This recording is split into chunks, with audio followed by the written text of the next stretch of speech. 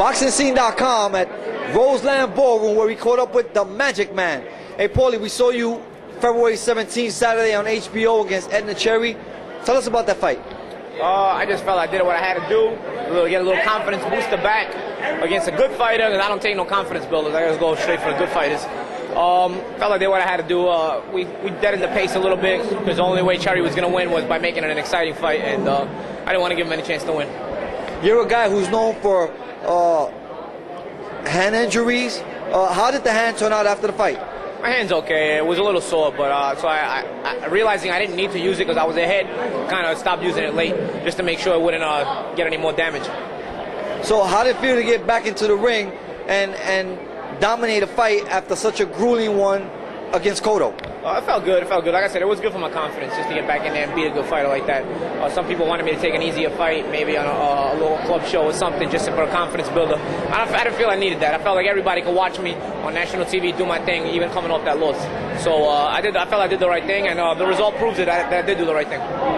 You on pay-per-view, and then you on HBO. How have the people received you, seeing you here in attendance, and when they see you, just period? I got a lot of respect for the fans. I appreciate that. You know, the fans are a big driving force for me, and I think they look at me a little bit differently now since the Cotto fight, and now having come back and getting that win, I felt the love from them in the crowd that night.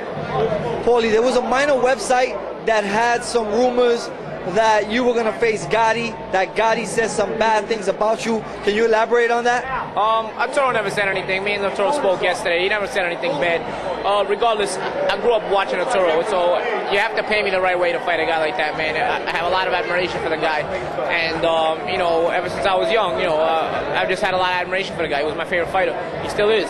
But having said that, if HBO comes with money that, you know, it's something that I can't refuse, obviously I will take it. You know, I'm looking to take care of myself also financially, so you know, it would all depend on the money they come with, and that would be the only way I would fight Arturo Gatti. I spoke to your promoter off record, and he says a fight that would be good for you would be Ricardo Torres, the WBO champion. How do you feel about that fight coming off? I think Ricardo Torres is not a good fighter.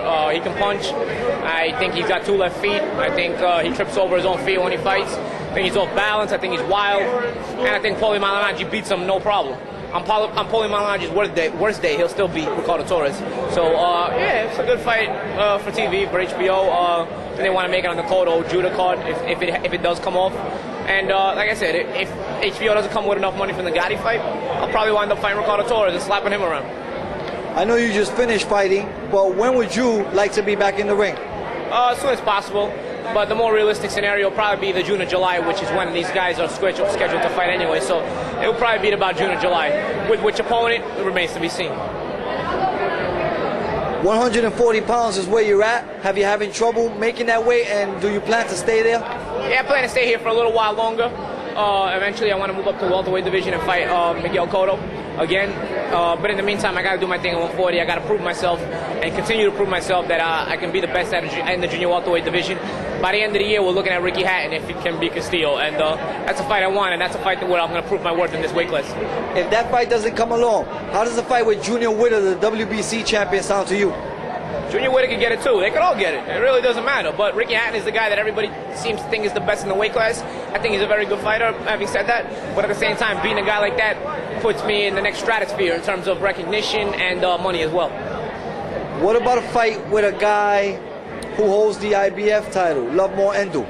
Lovemore Endo could get it too. You know, they could all get it really when you think about it. I mean, anybody, if they really want it that bad and the money's there, they could get it. That's really how all it comes down to. I mean, Paulie Malignaggi will fight anybody they put in front of him.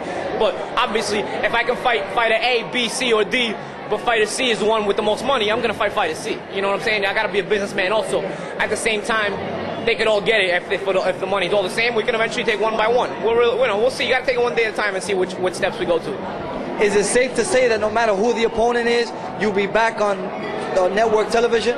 Oh yeah, without a doubt. Paulie Malignaggi's on premium cable to stay. He's going to stay on HBO for a while. You know, I'm going to keep doing my thing, and everybody's going to be able to see it. So Paulie, is there anything you want to leave us with, your fans, your supporters, and the viewers of BoxingScene.com? I'll keep supporting the Magic Man, baby. I love the support I got the other night. I love all my fans, and you know, they don't know how much they mean to me. I can't put it into words. And I'm gonna keep giving you good performances. I'm gonna keep winning for you guys, and you know, I'm gonna bring home that title belt real soon. As always, we appreciate your time. Thank you, Paulie. Thanks for having me.